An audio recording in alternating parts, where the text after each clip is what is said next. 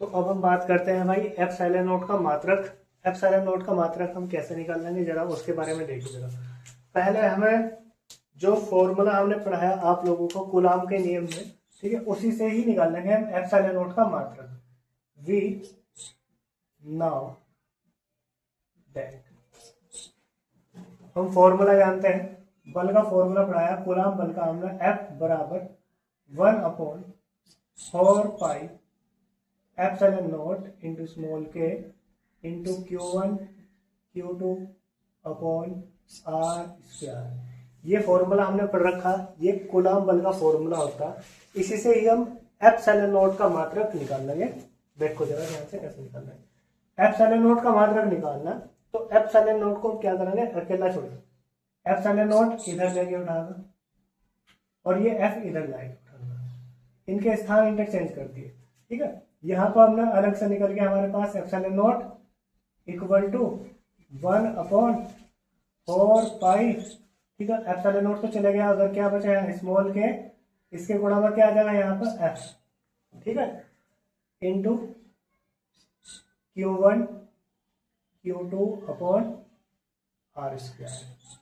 ये आ चुका हमारे पास एप्सिलॉन नॉट के लिए फॉर्मूला, और इसी से हम निकाल लेंगे मात्रक, ठीक है। देखो मात्रक कैसे निकाल लेंगे, जो जो राशि इसके अंदर यूज हो रही, ठीक है, उसी से ही हम निकालते हैं मात्रक। एक तो एक संख्यात्मक मान है, इसका कोई मात्रक नहीं होता। Q1 आवेश है, Q2 भी क्या है, आवेश, और आवेश का मात्रक हमें पता क्या होता है, कूलाम। Q1 के लिए मात्रक होगा कूलाम, Q2 के लिए मात्रक होगा कूलाम, ठीक है। दोनों आवेश है, दोनों के लिए आवेश मात्रक होगा इसका कूलाम।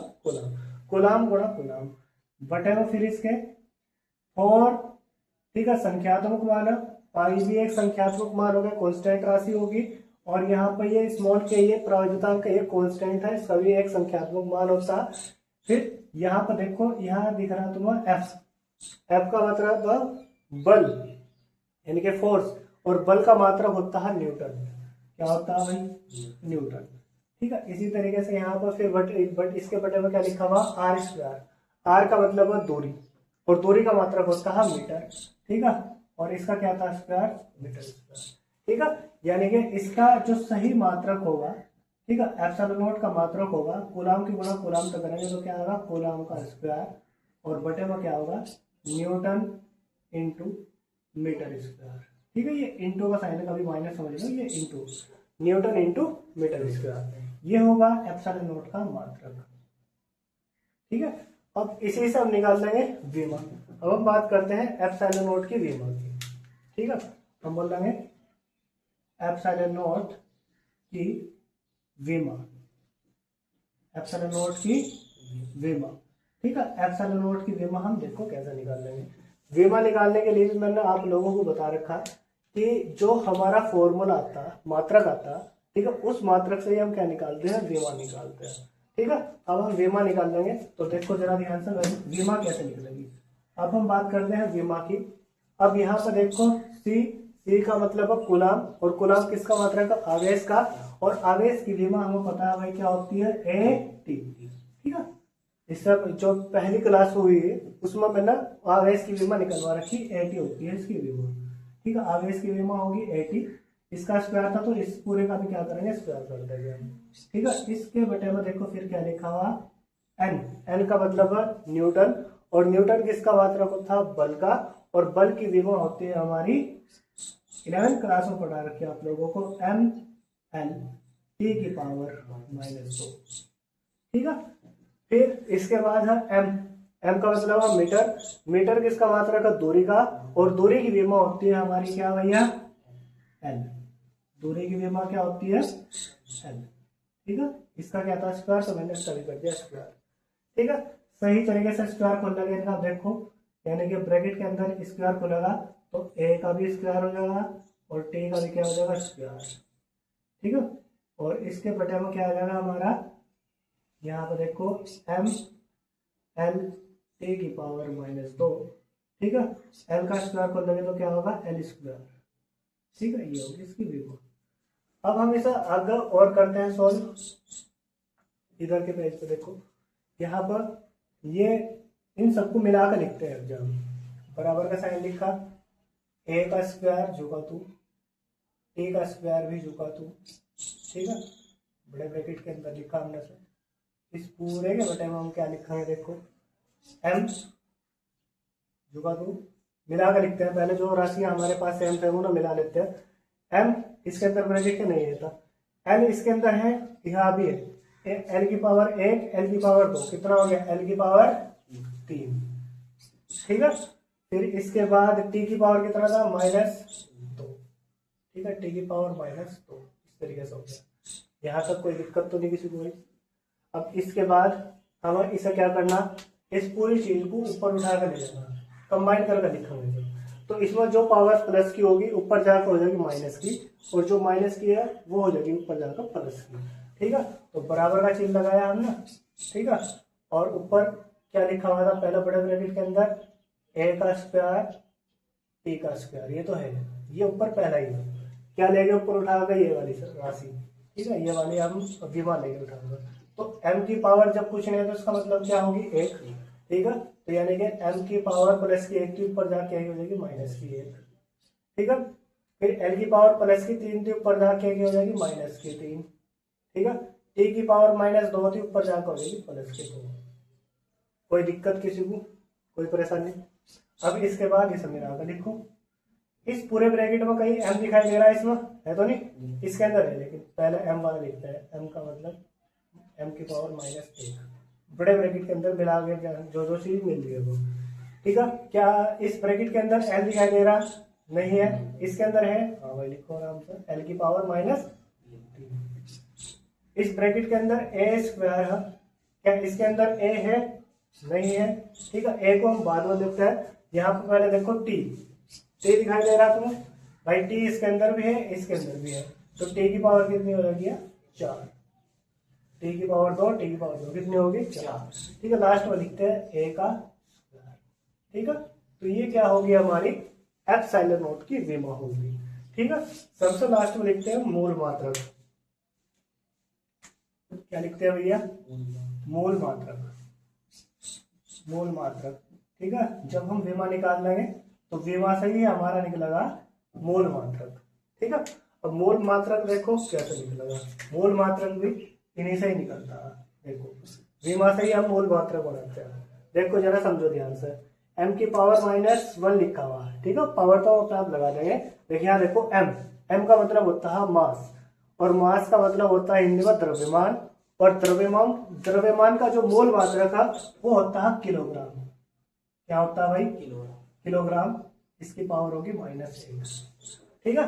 फिर इनटू बड़े ब्रैकेट के अंदर लिखेगा मूल मात्रक भी। फिर यह एल का मतलब होता है लेंथ का मतलब होगा लंबाई, और लंबाई एक प्रकार की दूरी, और दूरी का मात्रक होता है मीटर, ठीक है। और इसकी पावर कितनी थी, -3, तो -3 लगा दिया, ठीक है, इनटू। फिर इसके बाद यहाँ पर टी का मतलब होता है टाइम को इनमें बोलते हैं समय, और समय का मात्रक होता है सेकंड, यानी कि मूल मात्रक इसका क्या होता है, सेकंड, यानी कि सेकंड की पावर कितनी होगी, 4, ठीक है। फिर लास्ट में बचता हमारे पास ए का मतलब है एम्पियर, यानी कि विद्युत धारा का जो मूल मात्रक है वो एम्पियर ही होता है। क्या होता है भाई, AMP, इसकी पावर, ठीक है। तो ये होगा इसका मूल मात्रक। तो इस प्रकार से हमने क्या करा, एप्सिलॉन नॉट का मात्रक निकाला, उसकी विमा निकाल ली, उसके बाद उसका मूल मात्रक निकाला, ठीक है। इससे आगे का मैं अगली क्लास में आप लोगों को बताऊंगा। धन्यवाद। तो इससे पहले टॉपिक में मैंने आप लोगों को पढ़ाया था एप्सिलॉन नॉट का मात्रक, उसकी विमा और मूल मात्रक, ये चीज़ मैंने आप लोगों को पढ़ाई थी। अब मैं बात करता हूँ कुछ, जैसे हमें पढ़ना है कूलाम के नियम का सदिश रूप, कूलाम के नियम का सदिश रूप पढ़ना है, ठीक है। तो उससे पहले हमें पढ़ना होगा कि सदिश क्या होता है, ठीक है। तो सबसे पहले हम बात करते हैं भौतिक राशि, ठीक है। ये आप वैसे ही लिख सकते हो, भौतिक राशि, ठीक है। ये नोट में लिख लो आप, ये आपका 11th क्लास का थोड़ा सा कॉन्सेप्ट है, ठीक है। भौतिक राशि जिसे हम बोलते हैं फिजिकल क्वांटिटी, फिजिकल क्वांटिटी बोलते हैं। ठीक है भैया। भौतिक राशि या फिजिकल क्वांटिटी क्या होती है, ठीक है, इसके बारे में हम बात करते हैं। भौतिक राशि या फिजिकल क्वांटिटी वे राशियां होती है जिन्हें मापा जा सकता है, मेजर किया जा सकता है, उन्हें हम बोलते हैं भौतिक राशियां। क्या बोलते हैं भैया? भौतिक राशियां। ठीक है, तो यहाँ पर इसकी जो डेफिनेशन होगी वो होगी जिन राशियों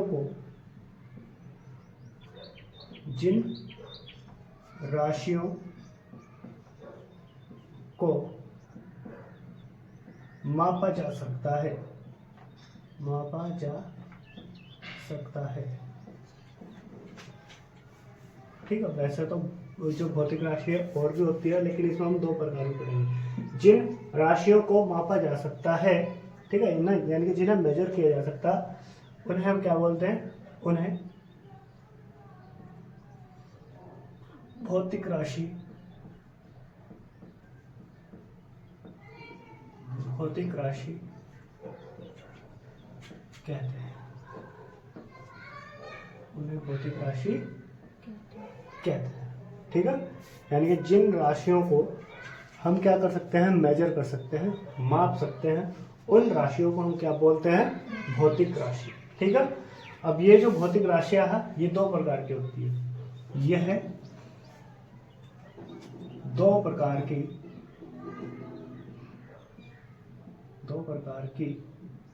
होती है। ठीक है, जो भौतिक राशियां हैं वो कितने प्रकार की होगी? दो प्रकार की। ठीक है, नंबर एक हम बात करते हैं सदिश राशि, सदिश राशि। ठीक है, जिसे बोलते हैं वेक्टर क्वांटिटी, वेक्टर क्वांटिटी। ठीक है, सदिश राशि जिसे हम क्या बोलते हैं? Vector quantity. तो सदिश राशि क्या होती है? हम बात करते हैं सबसे पहले सदिश राशि के बारे में। किसके बारे में बात करते हैं भाई?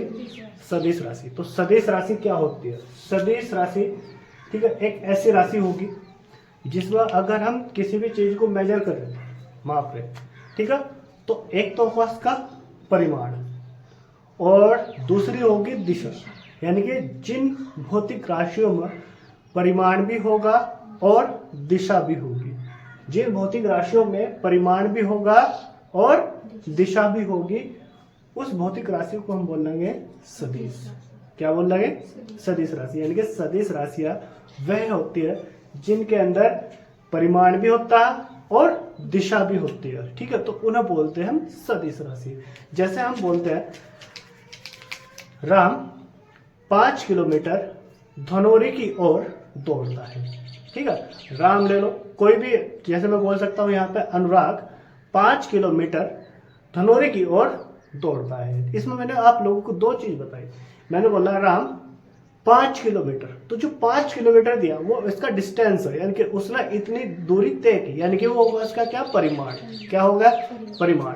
ठीक है, और मैंने बोला धनौरी की ओर, क्या बोला फिर? धनौरी की ओर। धनौरी की ओर एक क्या होगा उसका? दिशा, यानी कि वो उसकी डायरेक्शन है, वो धनौरी की ओर दौड़ रहा है। ठीक है, तो परिमाण और दिशा दोनों चीज जिसमें होगी उसे बोलेंगे सदिश राशि। क्या बोलेंगे भैया? सदिश राशि, वेक्टर क्वांटिटी इसे हम बोलते हैं। ठीक है, तो यहाँ पर बोलेंगे इसकी डेफिनेशन होगी सदिश राशि की, ऐसी भौतिक राशि, ऐसी भौतिक राशि जिसमें परिमाण और दिशा, परिमाण और दिशा दोनों होते हैं, परिमाण और दिशा दोनों होते हैं, उसे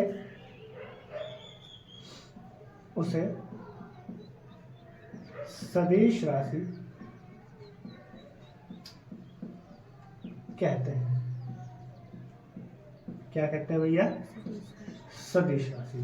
ठीक है, यानी कि ऐसी राशि क्या कहलाती है? सदिश राशि कहलाती है। जैसे, ठीक है, एक एग्जांपल ऐसे दे देता हूं मैं इसमें। ठीक है, जैसे रोहन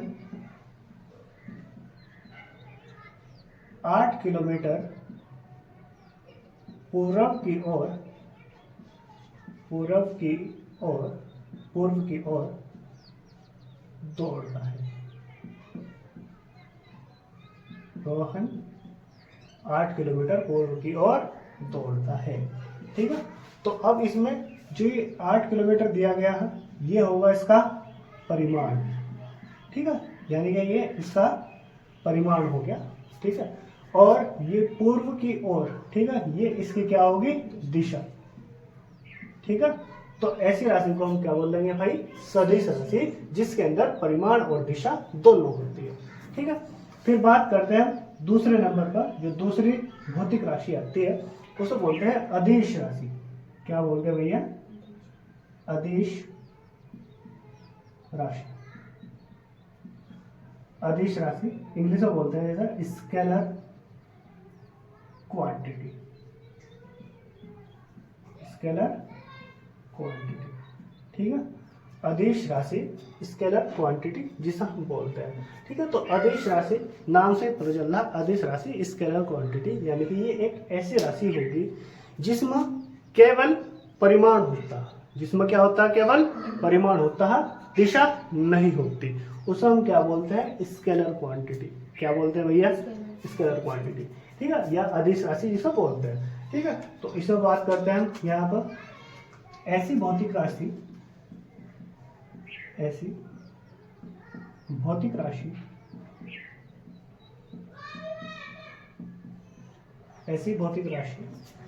जिसमें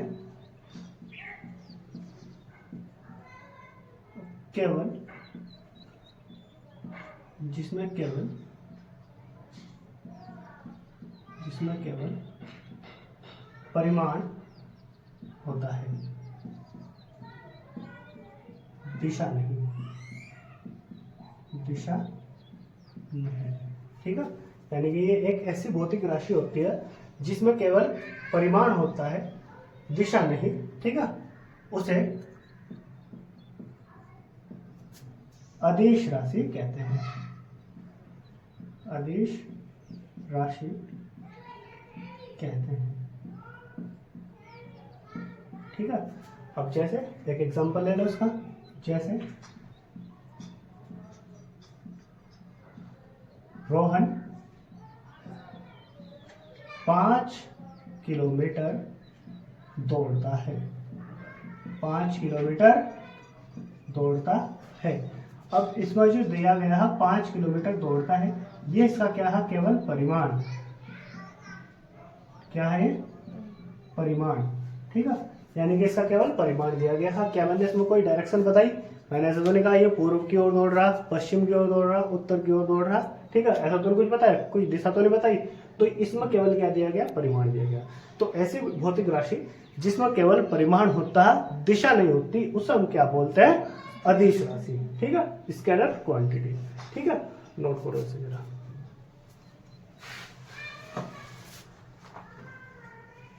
तो अब हम बात करते हैं कूलाम के नियम का सदिश रूप। कूलाम के नियम का सदिश रूप क्या होता है? ठीक है, तो कूलाम के नियम के सदिश रूप के लिए सबसे पहले हम डायग्राम बनाते हैं और डायग्राम को थोड़ा समझते हैं।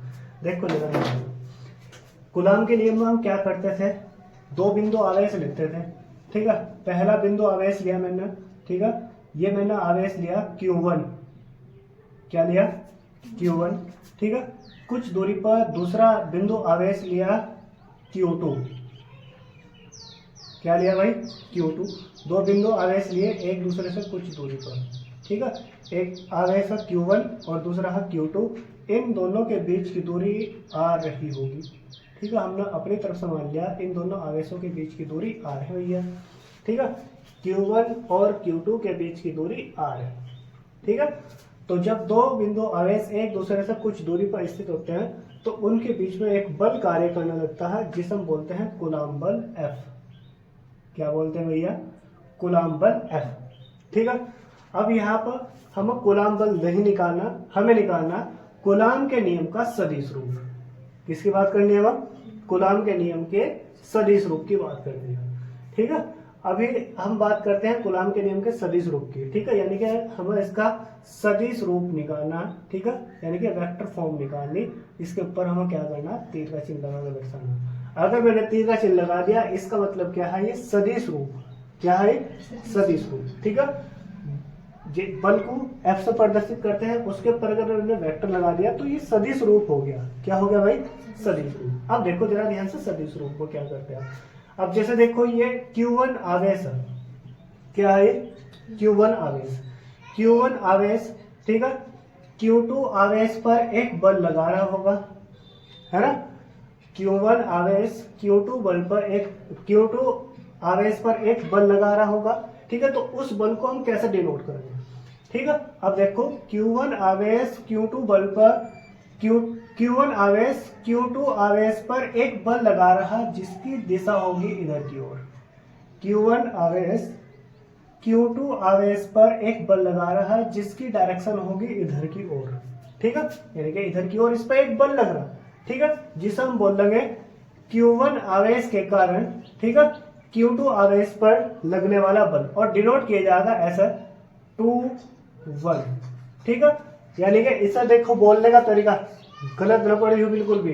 ठीक है, इसे बोलते हैं Q1 आवेश के कारण, बोलो Q1 आवेश के कारण, बोलो भाई Q1 आवेश के कारण Q2 आवेश पर लगने वाला बल। ठीक है, उल्टा पड़ जाता है, ऐसा ध्यान रखना। कभी ऐसा पढ़ो Q2 आवेश के कारण Q1 पर लगने वाला बल, ये 2 पहले लिखे जाता है, 1 बाद में लिखा जाता है। पढ़ने का तरीका होता है, ध्यान रखना। ठीक है, तो Q1 आवेश के कारण Q2 आवेश पर लगने वाला बल। ठीक है, जिसकी डायरेक्शन क्या है? इधर की ओर। समझ में ऐसा देखो। ठीक है, इसी प्रकार से जो ये Q2 आवेश है, Q2 आवेश भी Q1 आवेश पर एक बल लगा रहा होगा जिसकी डायरेक्शन होगी इधर की ओर होगी भाई। दूसरा बल इधर की ओर लग रहा होगा। ठीक है, उसे भी हम सदिश रूप में ऐसा दर्शाएंगे। ठीक है, F के ऊपर वेक्टर लगा दिया। लेकिन इसे कैसे पढ़ेंगे? देखो, इसके लिए हम क्या करेंगे?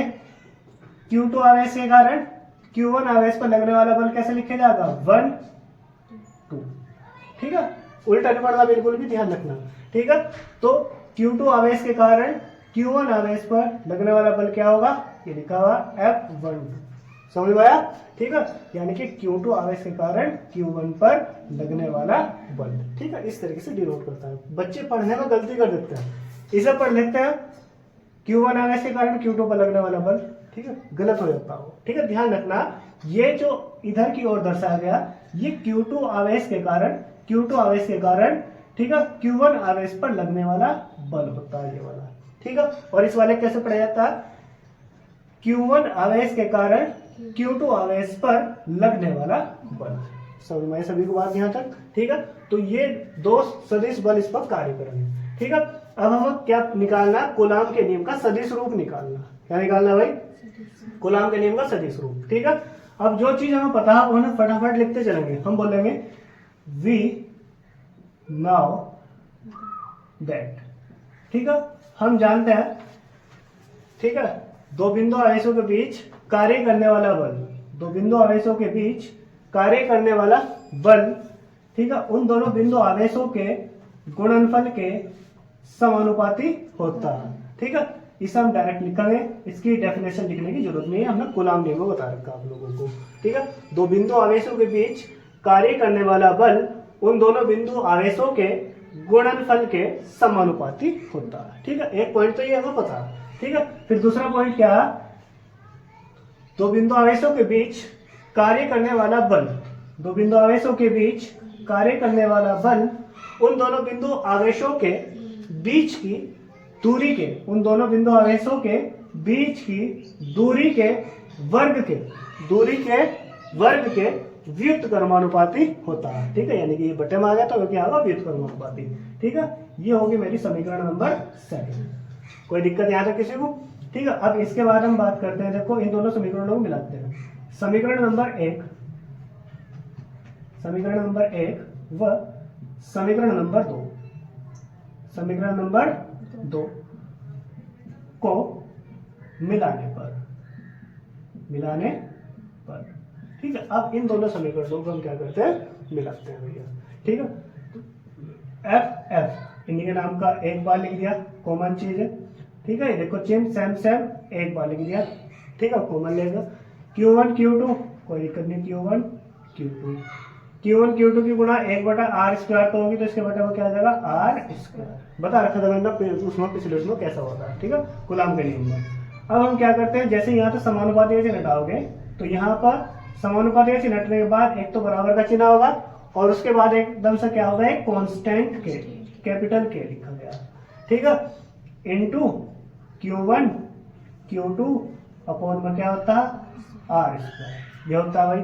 और चूंकि मैंने आप लोगों को बता रखा था कैपिटल के का मतलब क्या होता है भाई, एक नियतांक होता है जिसका मान फिक्स होता है 1/4 पाई एप्सिलॉन नॉट स्मॉल के, ये मान होता, ठीक है। के एक नियतांक मैंने कूलाम के नियम में आप लोगों को बता रखा, और जिसका मान फिक्स होता है 1/4 pi epsilon not into small के, ये होता है भाई, ठीक है।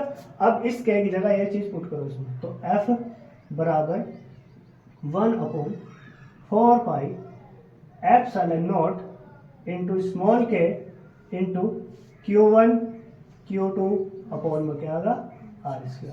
ये होता था कूलाम का नियम, कूलाम का नियम होता था ये।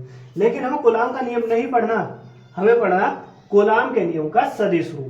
क्या पढ़ना भैया, कूलाम के नियम का सदिश रूप। अब कूलाम के नियम का सदिश रूप क्या होता है, अब देखो जरा ध्यान से।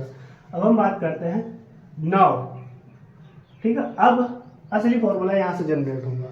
जब भी हम सदिश रूप की बात करेंगे, ठीक है, तो वहां पर तुरंत क्या लगेगा, वेक्टर एफ, इसके ऊपर क्या लगा, वेक्टर। एक का करके देखो, अगर मैं Q1 आवेश के कारण Q2 आवेश पर लगने वाला बल निकालूंगा तो वो क्या होगा, F21 इस तरीके से होगा, ठीक है। Q1 आवेश के कारण Q2 पर लगने वाला बल, गलत नहीं पड़ता, कल को मैं पूछूंगा तुमसे जरूर, ठीक है।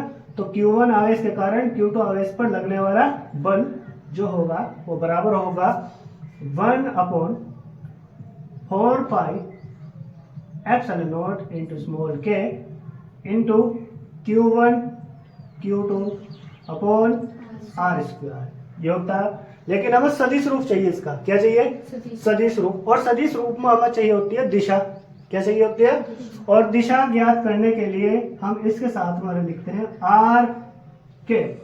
क्या लिखते हैं भैया, r कैप। r कैप का मतलब होगा ये दिशा को दर्शा रही है, किसे दर्शा रही है भैया, दिशा को, ठीक है।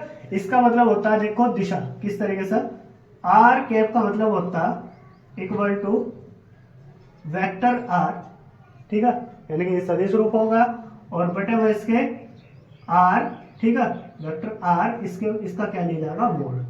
क्या लिया जाएगा, मोड, यानी कि ये परिमाण के लिए होता है, किसके लिए होता है, परिमाण के लिए, ठीक है। तो इसमें देखो ये किस चीज को दर्शाता है, दिशा को दर्शाता है। कैसे दर्शाता है, दिशा को। अब देखो दिशा को कैसे दर्शाओगे, यहाँ पर हम बात करते हैं r कैप का मतलब देखो क्या होता है, यहाँ जिसके ऊपर वेक्टर लग जाता है उसमें क्या होती है, दिशा और परिमाण दोनों चीज होती है, ठीक है। तो मैंने कहा भाई एक तो इसमें होगा परिमाण, ऊपर वाले में परिमाण गुणा दिशा, ठीक है, क्योंकि ये वाली चीज जिसके ऊपर वेक्टर लग जाता है सदिश रूप हो जाता है, ये क्या होता है, और सदिश रूप में दिशा और परिमाण दोनों होती है।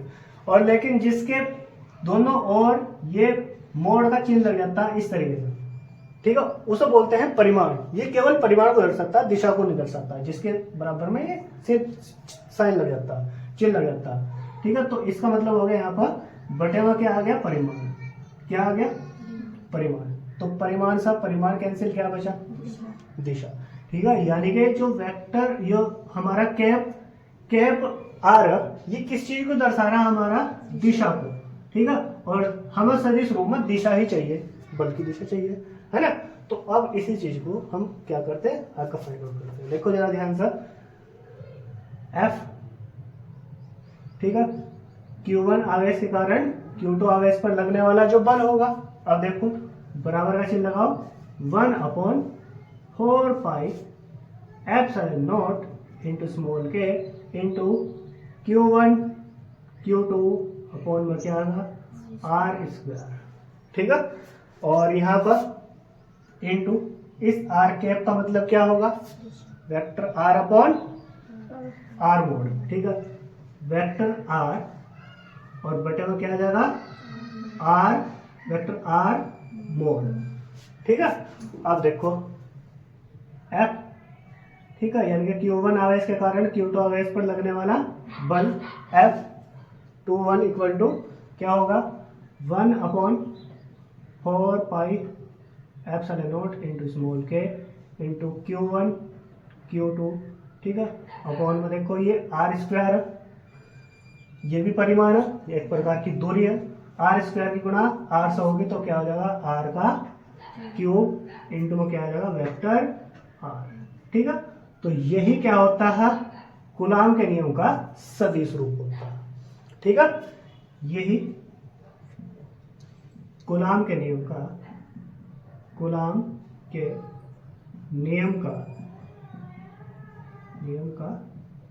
सदिश रूप है। ठीक है, यानी कि वेक्टर फॉर्म यह होगी इसकी। ठीक है, या इसकी जगह अगर मैं बात करूं जो दूसरा बल है, ठीक है, Q2 आवेश के कारण Q1 आवेश पर लगने वाला बल, वो भी सेम होगा ऐसे ही। ठीक है, लेकिन उसमें चिन्ह क्या हो जाएगा परिवर्तित हो जाएगा, यानी कि यहाँ पर क्या आ जाएगा 1 2 इस तरीके से जाएगा, यानी कि Q2 आवेश के कारण Q1 आवेश पर लगने वाला बल वो क्या होगा हमारा 1/4 pi epsilon not into small k into Q1 Q2 upon r cube into vector r. ठीक है, तो ये दोनों एक दूसरे पर बराबर किंतु विपरीत बल लगाते हैं। ठीक है, सदिश रूप में जब हम बात करेंगे जो हमारा Q1 आवेश के कारण Q2 आवेश पर लगने वाला बल होगा, ठीक है, वो क्या करता है Q2 आवेश के कारण Q1 आवेश पर लगने वाले बल के बराबर होता है, लेकिन इनकी डायरेक्शन क्या होती है अपोजिट होती है, यानी कि एक दूसरे पर विपरीत बल लगाते हैं। ठीक है, जिस कारण ठीक है जो कूलाम का नियम है इसे न्यूटन की गति के तृतीय नियम से वो करते हैं रिलेट करते हैं। ठीक है, यानी कि ये क्रिया प्रतिक्रिया के नियम का पालन करता है। ठीक है, तो अब देखो यहाँ पे मैंने आप लोगों को कूलाम के नियम का सदिश रूप सिद्ध करके दिखा दिया है। तो कूलाम के नियम के सदिश रूप में ठीक है जो हमारा Q1 आवेश के कारण Q2 आवेश पर लगने वाला बल होता है, ठीक है, वो Q2 आवेश के कारण Q1 आवेश पर लगने वाले बल के देखो क्या होता है परिमाण में बराबर होता है, लेकिन इनकी दिशा क्या होती है विपरीत होती है, यानी कि एक दूसरे पर बराबर किंतु विपरीत बल लगाते हैं। ठीक है, इसके अगर मैंने माइनस का साइन लगा दिया, इस माइनस का साइन बताता कि इसकी दिशा क्या होगी अपोजिट होगी, यानी कि ये विपरीत दिशा में बल लग रहा है। ठीक है, तो इसका मतलब क्या होगा देखो, यानी कि जो हमारा ये जो बल है Q1 आवेश के कारण Q2 आवेश पर लगने वाला जो बल होता, ठीक है, ये परिमाण में क्या होता बराबर होता किसके Q2 आवेश के कारण Q1 आवेश पर लगने वाले बल के। ठीक है, बराबर होता।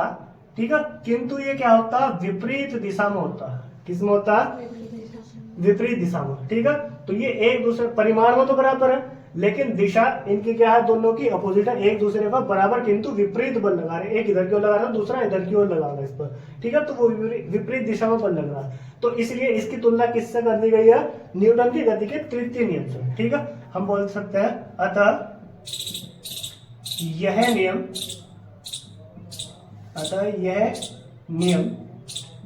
न्यूटन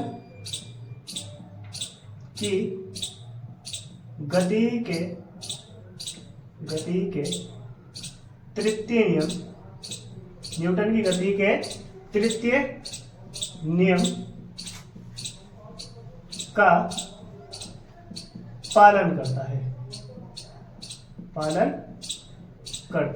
ठीक है, अब वो न्यूटन की गति का तृतीय नियम क्या है जिसे बोलते हैं हम क्रिया प्रतिक्रिया का नियम। क्रिया प्रतिक्रिया का नियम, न्यूटन की गति का तृतीय नियम क्या होता है क्रिया प्रतिक्रिया का नियम। ठीक है, तो ये जो नियम है कूलाम के नियम का सदिश रूप है, ये न्यूटन की गति के तृतीय नियम का क्या करता है पालन करता है, जिसे हम बोलते हैं क्रिया प्रतिक्रिया का नियम। ठीक है, नोट डाउन कीजिए।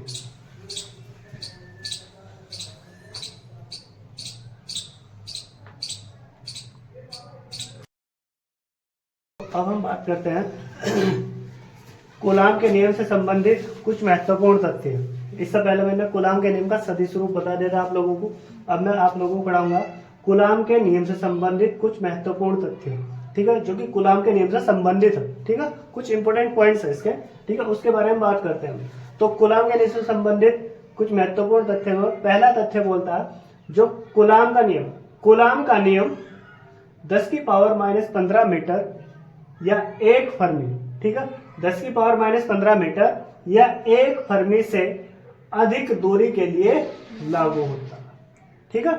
अगर इससे कम दूरी हुई तो नाभिकीय बलों का अधिक प्रभाव पड़ेगा उस पर, वहां कूलाम का नियम नहीं लगेगा, ठीक है। तो कूलाम का नियम अगर हमें लागू करना है तो उसके लिए हमें मिनिमम डिस्टेंस चाहिए कम से कम 10 की पावर -15 मीटर, ठीक है, जिसे हम 1 फर्मी भी बोलते हैं। इससे अधिक दूरी चाहिए, कम नहीं होनी चाहिए, तभी जाकर कूलाम का नियम लागू होगा, ठीक है। तो पहला पॉइंट है कूलाम का नियम 10 की पावर -15 मीटर से अधिक दूरी के लिए लागू होता है, ठीक है। ये हमारा, ठीक है, कूलाम के नियम से संबंधित एक महत्वपूर्ण तथ्य होगा, इंपोर्टेंट पॉइंट है, ठीक है।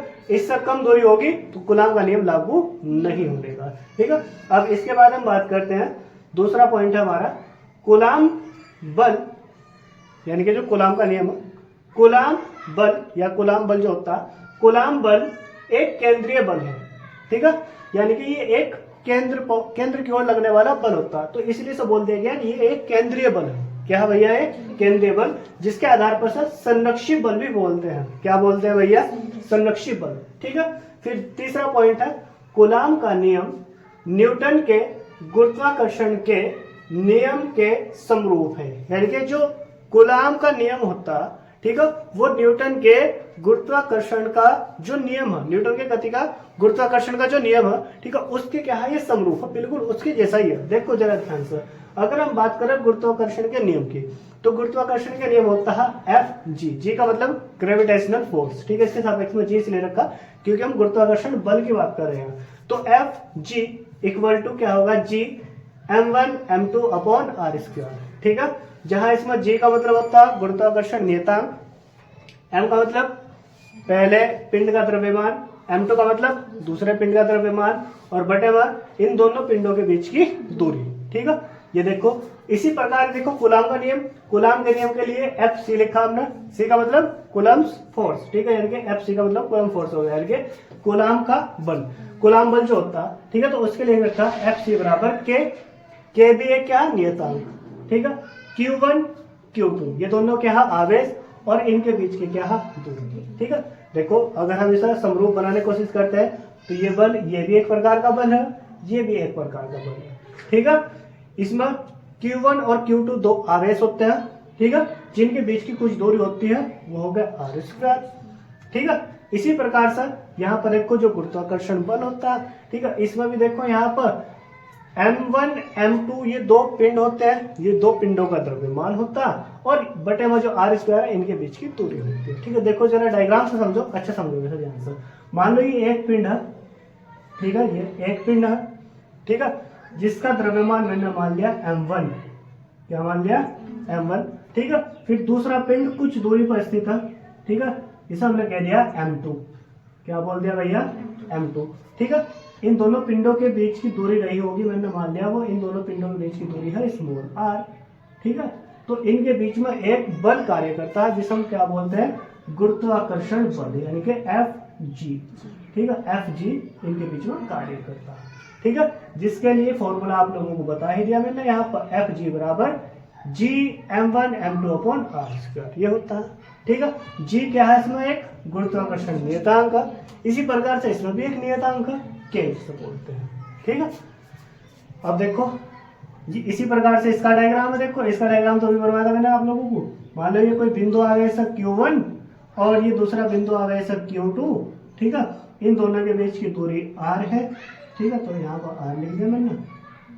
इनके बीच में भी एक बल कार्य करता है जिसे हम बोलते हैं कूलाम, ठीक है। देखो दोनों के डायग्राम सेम, ठीक है, m1 m2 इसमें क्या है Q1 Q2 सेम दिख रहा है जैसा, ठीक है। इनके बीच की दूरी r, इनके बीच की दूरी भी r, यहाँ भी एक बल कार्य कर रहा है, यहाँ भी एक बल कार्य कर रहा है, यहाँ गुरुत्वाकर्षण बल कार्य करता है, यहाँ कूलाम पर कार्य करना।